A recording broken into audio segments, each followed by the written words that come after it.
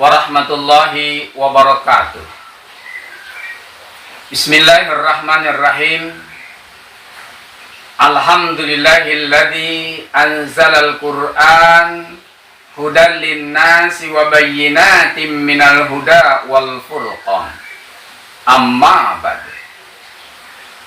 Kaum muslimin yang dirahmati Allah, bila kita melihat kondisi kaum muslimin saat ini, kaum muslimin berada pada kondisi yang cukup memprihatinkan. Kaum muslimin dirundung berbagai persoalan. Sebagai umat yang mayoritas namun belum mampu memperlihatkan kualitasnya di berbagai aspek kehidupan. Di panggung politik, suara umat Islam belum mampu memperlihatkan kekuatannya.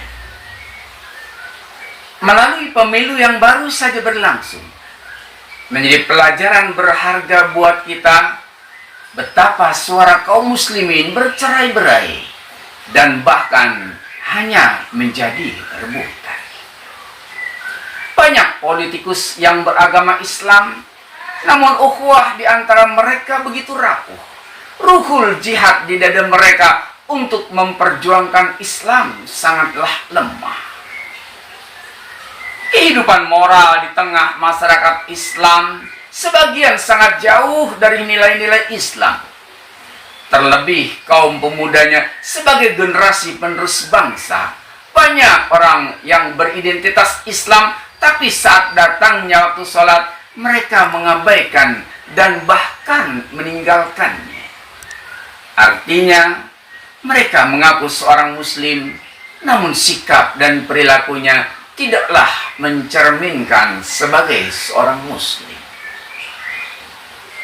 Mengapa awan kelabu permasalahan yang menumpuk merundung kita umat Islam? Jawabnya jelas, bahwa semakin jauh kita dari cahaya kesucian dan pelita kebenaran, maka semakin jauh kita dari jalan yang benar, dan terperosoklah kita pada lorong hitam kesesatan dan kesengsaraan. Cahaya itu adalah Al-Quran, dan pelita itu adalah Al-Hadis. Allah berfirman dalam Al-Quran surat An-Nisa ayat 174. Ya ayuhan nas, qad ja'akum burhanum mir rabbikum wa anzalna ilaikum nuram mubina. Wahai manusia, sesungguhnya telah datang kepadamu bukti kebenaran dari Rabbmu Muhammad dengan mukjizatnya, dan telah kami turunkan kepadamu cahaya yang terang benderang, yakni Al-Quran. Jika umat ini jauh dari cahaya dan pelita ini, maka menjadi sangat mudah panah beracun syaitan dan hawa nafsu menancap pada jiwanya, membuat manusia kehilangan kewarasan imannya, menjadi gila terhadap dunia, kehilangan kendali diri, dan akhirnya takut mati karena takut meninggalkan kenikmatan semu di dunia yang fana ini. Kondisi seperti ini jika dibiarkan hanya akan memperburuk keadaan umat Islam di masa yang akan datang, dan yang paling merasakan dampaknya adalah anak-anak kita sebagai generasi penerus masa depan. Apa solusi yang bisa kita lakukan? Jawabnya adalah berjihad dengan Al-Quran. Firman Allah dalam Al-Quran surat Al-Furqan ayat 52. Fala tuti'il kafirina wajahiduhum bihi jihadan kabira. Maka janganlah engkau mengikuti orang-orang kafir itu, dan berjihadlah dengannya, Al-Quran, dengan jihad yang besar. Jihad dengan Al-Quran adalah berusaha dengan sungguh-sungguh membaca Al-Quran dengan benar, menggelorakan semangat tilawah Al-Quran di semua tingkat dan semua kalangan. Jihad dengan Al-Quran adalah berusaha dengan sungguh-sungguh dan terus-menerus untuk mentadaburi Al-Quran, menyelami maknanya, menghadirkan hati ketika membacanya dengan penuh kehusyuan. Jihad dengan Al-Quran adalah berusaha dengan sungguh-sungguh menghadiri majelis-majelis ilmu, di mana di situ Al-Quran ditadaburi. Tadabur Al-Quran berarti pembebasan jiwa dari belenggu syaitan dan hawa nafsu.